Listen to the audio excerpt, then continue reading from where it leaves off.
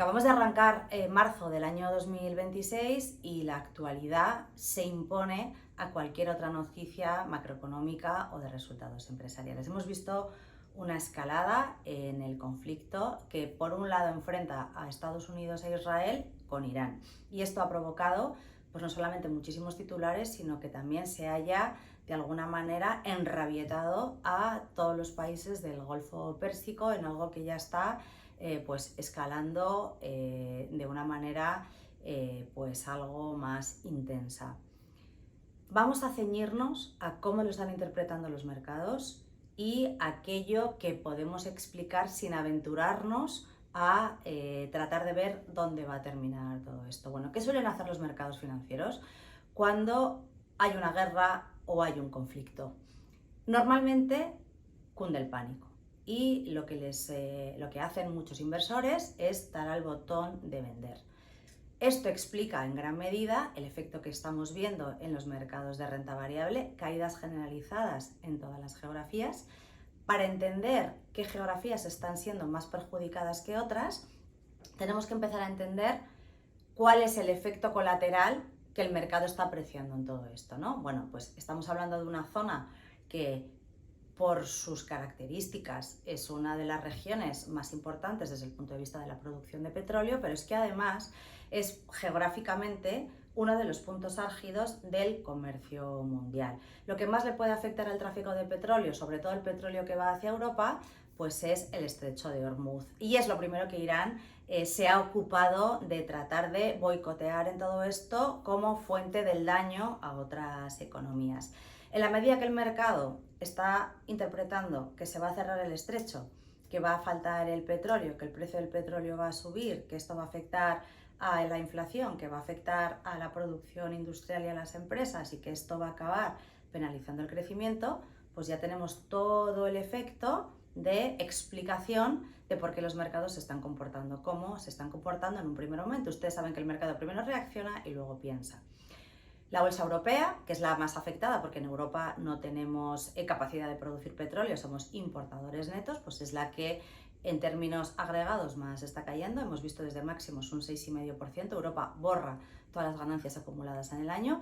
La bolsa americana, lógicamente, porque Estados Unidos está participando en el conflicto, también está siendo castigada, pero ya tenía un comportamiento más discreto en el principio de año. También cae alrededor de entre un 2 y un 4% según qué índice miremos, pero también el Standard & Poor's presenta pérdidas ya en el conjunto del año. En ambos casos pérdidas leves, pero tenemos que hablar de que se meten en terreno negativo.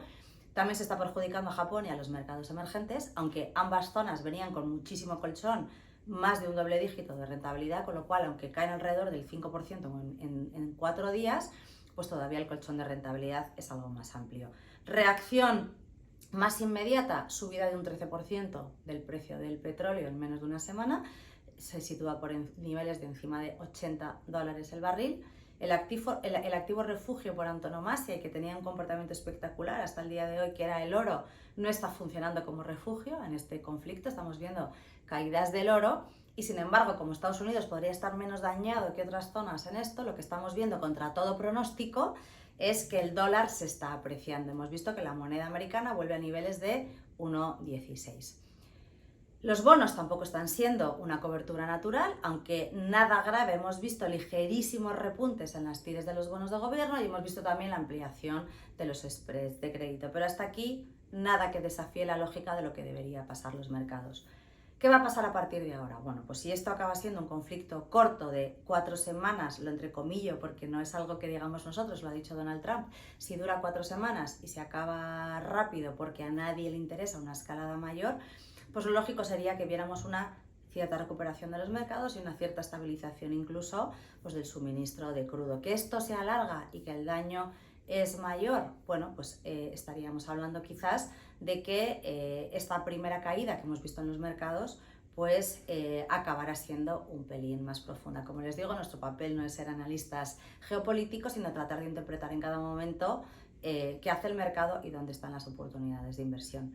Aunque está muy eclipsado por la realidad más inmediata, En el año también estaban pasando cosas bastante curiosas en el mercado. Hemos hablado mucho de cómo el mercado estaba discriminando entre los ganadores y los perdedores de la inteligencia artificial. Se ha acuñado un término que se llama SaaSpocalypse, ¿no? Que es el Software as a Service y Apocalipsis, donde estábamos viendo que todas aquellas industrias o todos aquellos sectores que el mercado interpreta que van a ser perdedores en el mundo de la inteligencia artificial, pues estaban teniendo caídas muy abultadas. Quizá la parte más notable del mercado son las compañías de software, donde vemos caídas entre 20 y 60% si vamos a la granularidad de cada uno de los nombres, ¿no?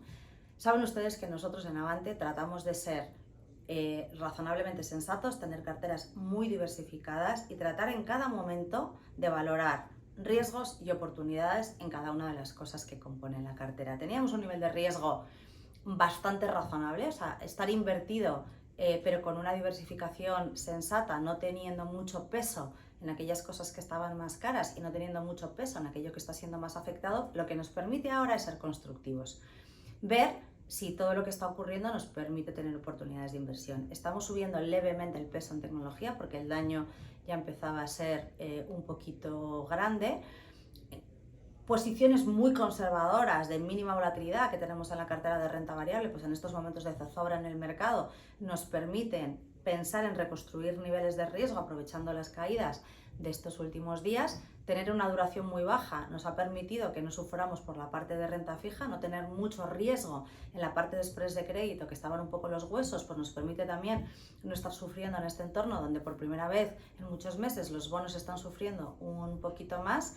Tener una parte importante de dólar en la cartera, a pesar de que tenemos una parte cubierta por todo el daño que se había producido en la divisa, pues nos está también ofreciendo protección en este entorno. Y en general, cuando miramos el comportamiento de nuestras carteras en un contexto de volatilidad global, pues lo que vemos es que estamos aguantando razonablemente bien. Avante Bolsa todavía acumula una rentabilidad a cierre del viernes pasado del 3,5%, Avante Selección pues tiene una rentabilidad a cierre también del mes de febrero del 2,5%. Y lo que es importante es siempre tener piezas a la cartera que nos permitan aprovechar las oportunidades en momentos donde las noticias se intensifican un poco más. No nos atrevemos a dar un titular de cuándo va a terminar esto, ni qué dirección va a tomar. Saben ustedes que estando Trump ahí en medio, pues la impredictibilidad se ha vuelto un elemento pues de cierta continuidad. Les iremos informando puntualmente de todo lo que pase, así como de todos los cambios que vayamos haciendo en nuestras carteras. Esperemos que sea algo corto y que podamos hablar próximamente de que se ha finalizado el conflicto. Un fuerte abrazo.